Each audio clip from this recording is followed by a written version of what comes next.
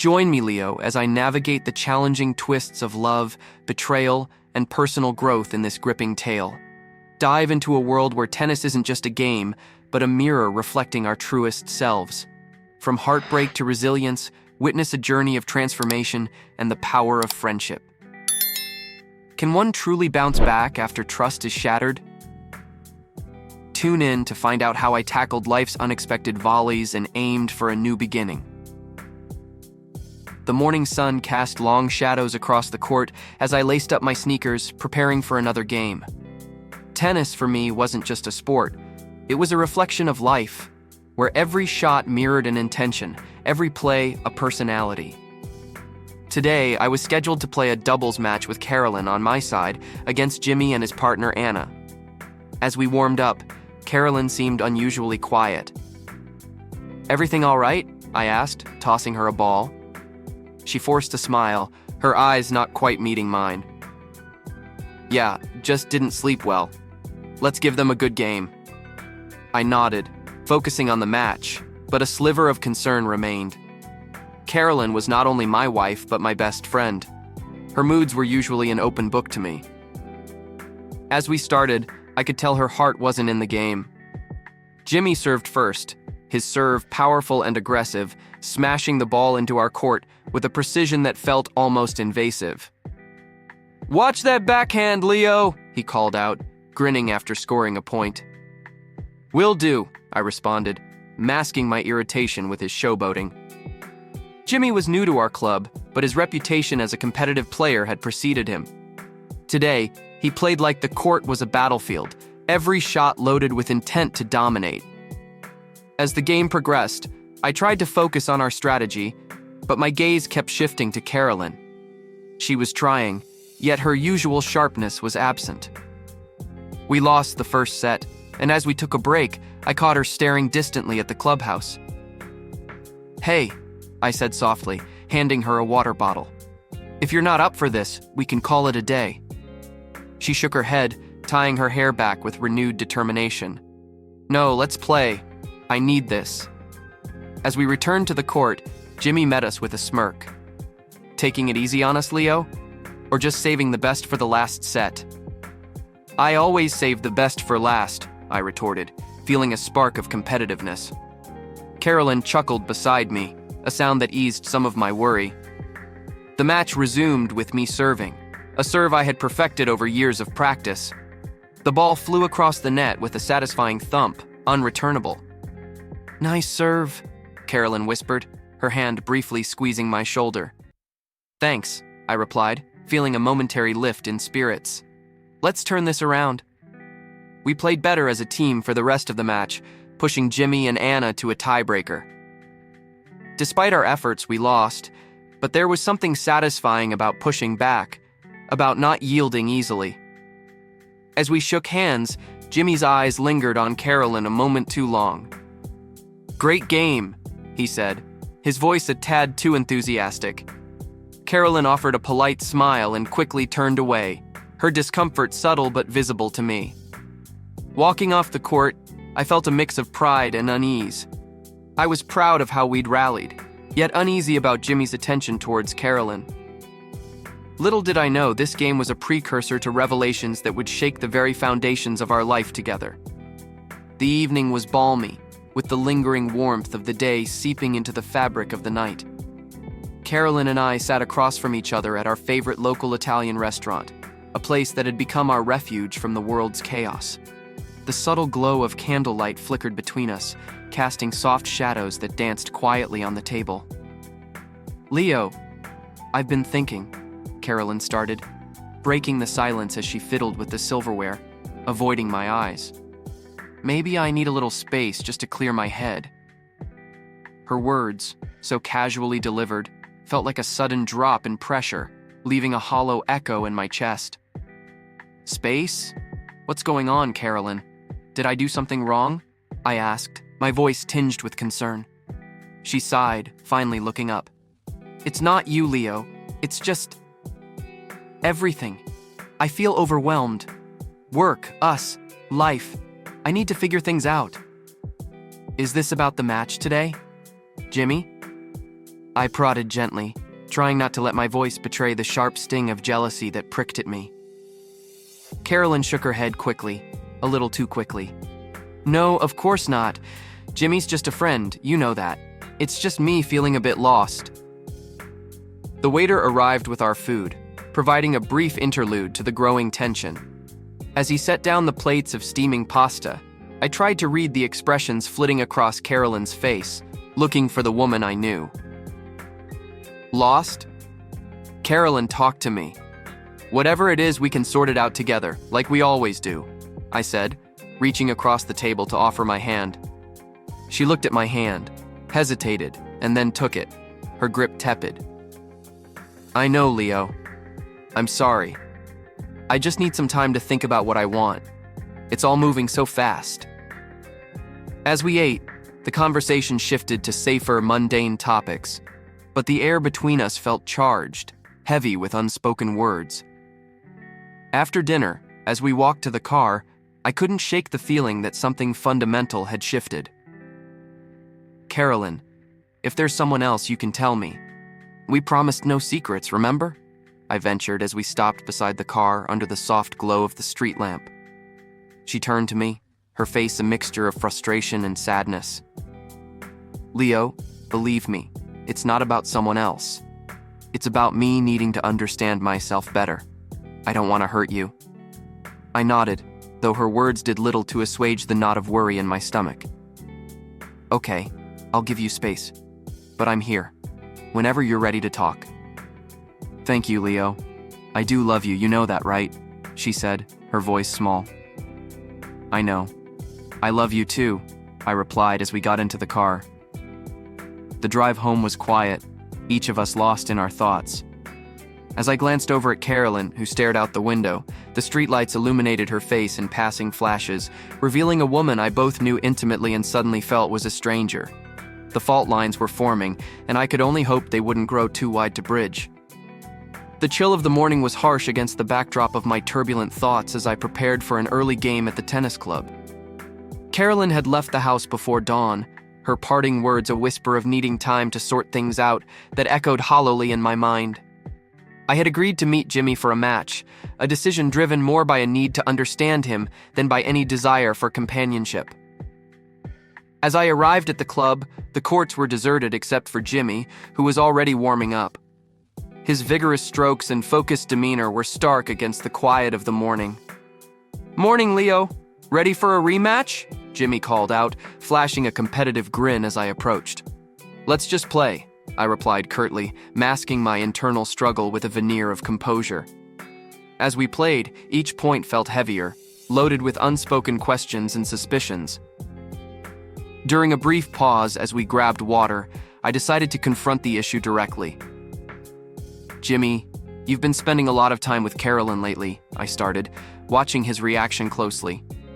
He wiped his brow, looking slightly taken aback. "Yeah, she's great company. Why, something wrong?" I hesitated, the weight of my suspicions anchoring my words.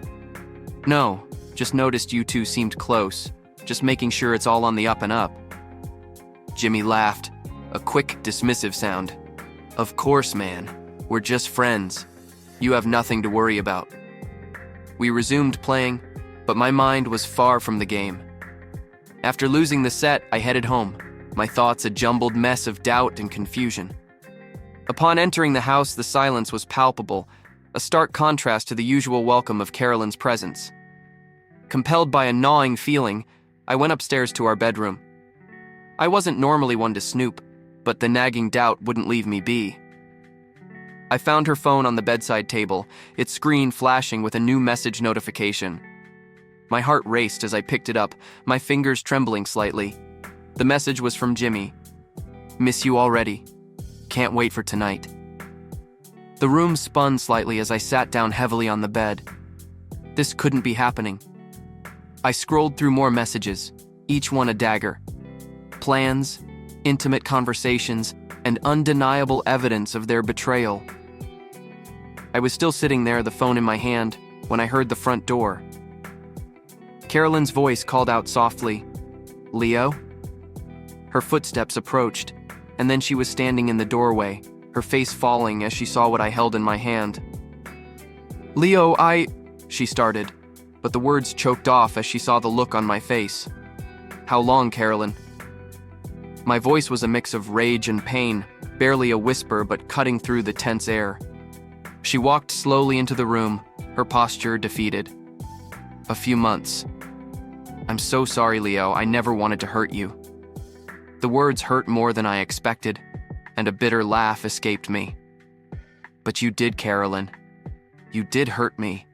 How could you?" She sat beside me, her own tears starting to fall. "I don't know. It just happened. I felt lost and Jimmy was there. It was a mistake. I'm so sorry." I looked at her, the woman I loved, now a source of my deepest pain. "I need you to leave, Carolyn." She nodded, wiping her tears, her voice a broken whisper. "I'll go stay with my sister. We can talk when you're ready." I watched her pack a bag with numb detachment. Every movement she made a reminder of our broken vows. After she left, the house felt emptier than before, the silence a heavy cloak around my shoulders. I had reached my break point, and the game we played had no winners, only shattered hearts and lost trust.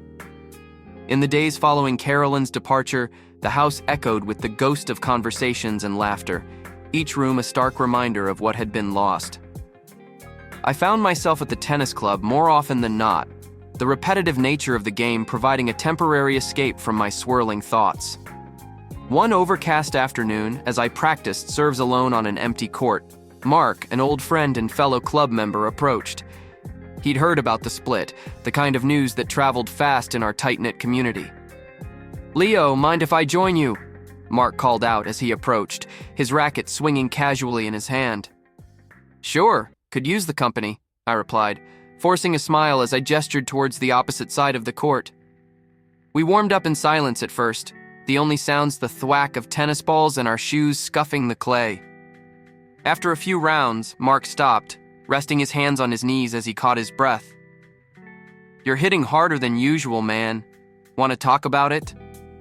I shrugged, wiping sweat from my brow with the back of my hand. "What's there to say? She's gone. I was a fool." Mark picked up a ball, tossing it lightly as he considered his words. "You're not a fool, Leo. Things happen. People change. It's not a reflection on you." I smashed a serve, watching the ball fly far out of bounds. "Feels like it is. I should have seen it coming." "We never see it coming," Mark replied, chasing down the ball. "But beating yourself up won't change what happened, and neither will wrecking your shoulder with those serves." We resumed playing, the game growing more competitive as we both released pent-up frustrations. After a particularly vigorous rally, we paused, leaning on our rackets. "Carolyn coming back for her things?" Mark asked, breaking the brief silence. "Yeah, this weekend. Jimmy's helping her," I said, the words tasting sour. Mark winced. "That's rough. You gonna be okay with that?"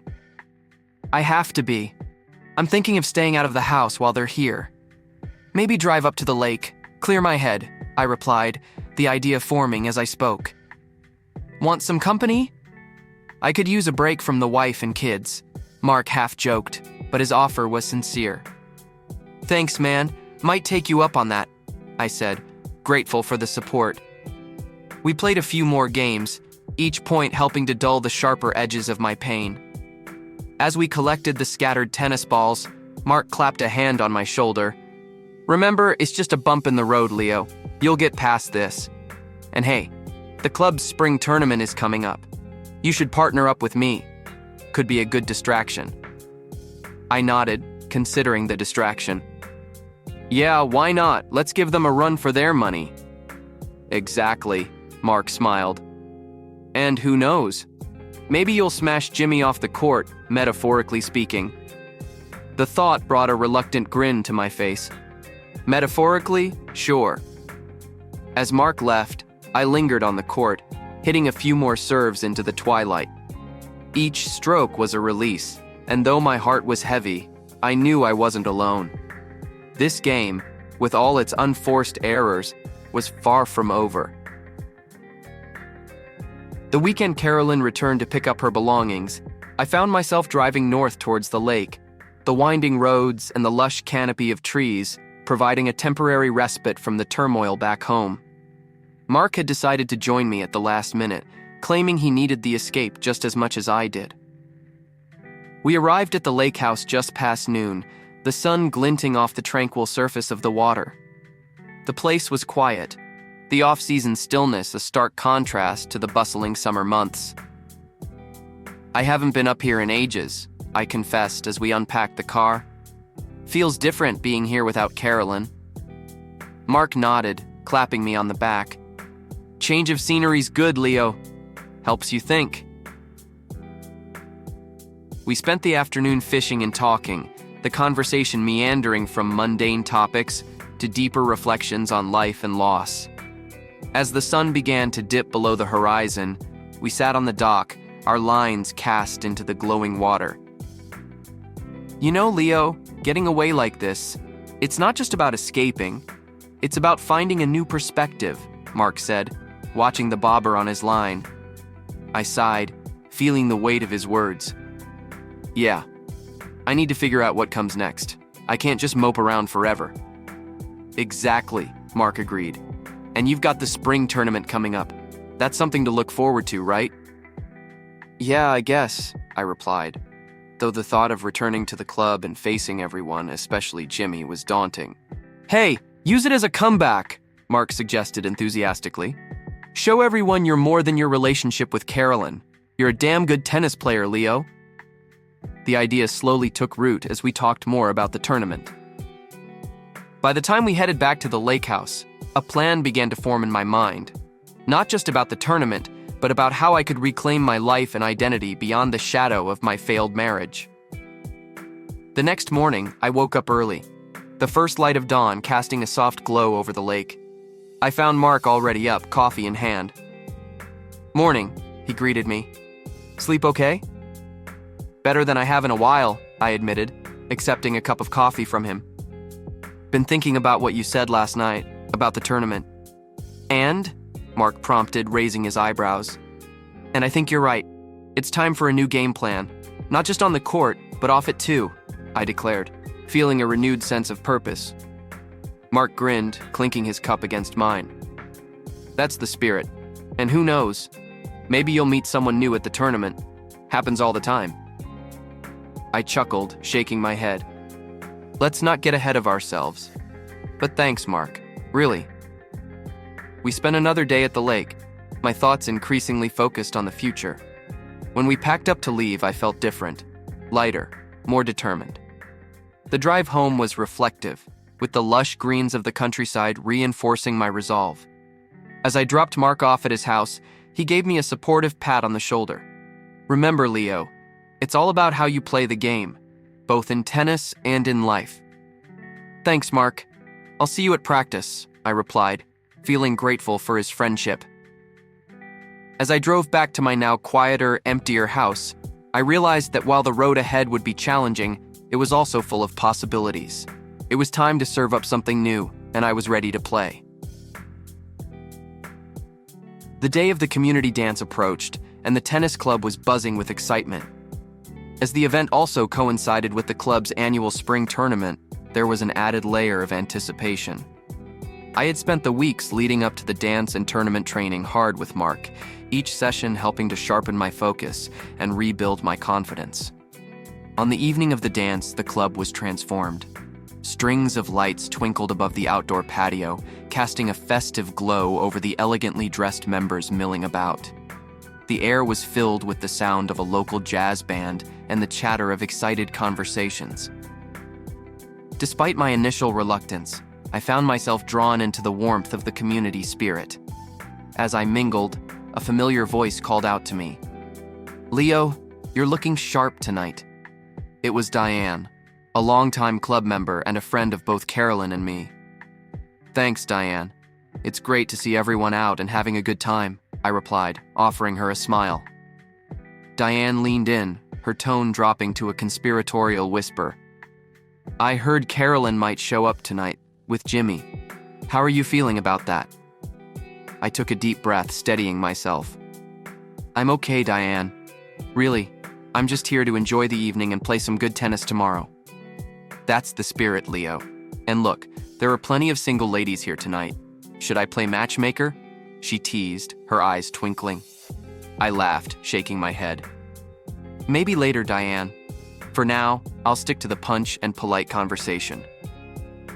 As the evening progressed, I managed to relax and enjoy myself. However, the atmosphere shifted subtly when Carolyn and Jimmy made their entrance. The room's energy seemed tense, and I felt several sympathetic glances thrown my way. I braced myself, feeling the weight of their presence. Trying to avoid any drama, I excused myself from a conversation and headed towards the buffet when I accidentally bumped into someone. "Oh, I'm sorry," I began, looking up to find Carolyn standing in front of me, her expression unreadable. "Leo," she said quietly, her voice barely above the music. "You look well?" "Carolyn," I nodded, maintaining my composure. "You too. Enjoying the evening?" "It's nice," she replied, her eyes darting around, possibly looking for Jimmy. "Leo, about everything." I held up a hand, stopping her. "Carolyn, it's not the time or the place. Let's just enjoy the evening, okay?" She nodded, a hint of relief crossing her features. "Okay, Leo. Thank you." We parted awkwardly, and as I walked away, I felt a sense of closure, however small. The rest of the night passed in a blur of music, laughter, and dancing. Though the undercurrent of my recent heartbreak lingered, I found joy in reconnecting with friends and losing myself in the festivities. Later in the evening, I watched from a distance as Jimmy and Carolyn argued quietly in a corner. Their body language was tense, and it was clear that all was not well. Despite everything, I felt a pang of sympathy for Carolyn. It seemed her new relationship was not the paradise she had hoped for. The night ended without further incident, and as I drove home, I felt a mix of emotions. There was sadness for what had been lost, but also a growing sense of hope for what was yet to come. Tonight had shown me that life goes on, and sometimes it could even dance. The morning after the community dance, the club was abuzz with the final day of the spring tournament. The air was crisp and the sun shone brightly, a stark contrast to the complex emotions from the night before. As I prepared for the final match, I felt a mix of nerves and determination. This was more than just a game now. It was a symbolic closing of one chapter and the brave start of another. Mark and I were set to face Jimmy and his partner in the doubles final. As we warmed up on the court, Mark clapped me on the back. "Ready to take this home, Leo?" "More than ever," I responded, feeling a surge of adrenaline. As the match began, there was a palpable tension in the air. The stands were filled with club members who had followed the drama of the past weeks. Their whispers fell away as the first serve cut through the air. Jimmy was as aggressive as ever, his serves powerful and his volleys sharp. However, there was a desperation in his play, a need to prove something that made him predictable. Mark and I capitalized on that, taking the first set with a combination of steady plays and calculated risks. Between sets, as we hydrated and toweled off, I couldn't help but glance over at Carolyn in the stands. She caught my eye and offered a small, uncertain smile. I nodded briefly and turned back to the game, focusing on the here and now. The second set was tighter. Jimmy and his partner pushed back hard, but each point we won built up my confidence. During a changeover, Mark leaned in, keeping the mood light. "He's cracking, Leo. Keep pressing, and this game is ours." "I plan to," I replied, feeling a quiet resolve building within me. As we served for the match point, the crowd grew silent. I tossed the ball high, my racket connecting perfectly, sending a serve straight down the line. An ace. A cheer erupted from the crowd as Mark and I secured the victory. Jimmy, red-faced and frustrated, approached the net. "Good game," he said, though his voice lacked sincerity. "Good game," I echoed, shaking his hand firmly. As the crowd dispersed, Carolyn approached me. Her expression was mixed, pride and regret battling within. "Leo, That was amazing. Congratulations. Thanks, Carolyn. It felt good, I said, not just referring to the win, but to everything I had overcome. She hesitated, then spoke softly. I'm sorry for everything, Leo. Really, I hope you find happiness. I looked at her, seeing not just the woman who had hurt me, but someone who had once been my entire world. I hope the same for you, Carolyn. As she walked away, I felt a weight lift off my shoulders. Turning to the crowd of friends cheering and clapping, I realized that this victory wasn't just about tennis. It was about resilience, recovery, and moving forward. Mark slapped my shoulder, grinning. Let's celebrate, champ. This is just the beginning. Laughing, I joined him, ready to embrace whatever came next. With every end, there was a new beginning, and I was ready to face it head on. The victory at the tournament became a turning point for me, a moment when I finally felt a shift within, signaling a new beginning. The weeks that followed were filled with a renewed sense of purpose and energy. I threw myself into various activities at the club, took on a new project at work, and even started renovating parts of the house, transforming it into something that felt entirely mine. One sunny afternoon, while I was repainting the living room, Diane dropped by, bearing a homemade lasagna and a wide smile. Heard you've been turning this place upside down, she said, stepping over a tarp laid out on the floor. Trying to, I replied, grateful for the distraction and the company. It's therapeutic in a way. Diane set the dish on the kitchen counter and looked around appreciatively. It looks great, Leo. You're really making it your own. Yeah, it feels good. Like I'm finally moving forward, I said, wiping my hands on a rag. We sat down with coffee and Diane's expression turned thoughtful. You know, everyone at the club is really impressed with how you've handled everything. You've shown a lot of grace and strength. I shrugged modestly. I had a lot of support. Couldn't have done it without friends like you. That's what friends are for, Diane smiled. Then her tone became more serious. Have you heard from Carolyn lately? I paused, the name still a tender wound. Briefly, yes. She called to say she's settling into a new place. We kept it civil. It's better that way. Diane nodded, understanding the unspoken pain. And what about you? Thinking of jumping back into the dating world yet? I laughed, shaking my head. Not quite yet. I think I'll give it some time. Right now, I'm enjoying some peace and quiet. Well, as much peace as one can have with all these renovations. Fair enough, Diane said with a wink. But don't wait too long. Life's too short, and you're too good to be on your own. The conversation drifted to lighter topics, and as Diane left, she reminded me of the club's upcoming social event. You should come, Leo. It'll be fun, and who knows who you might meet. I considered her words later as I resumed painting.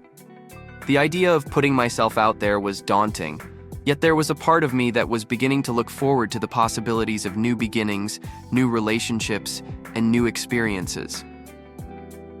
A few weeks later, at the social event, I mingled with a sense of ease that had eluded me for months. The night was filled with laughter, dancing, and engaging conversations.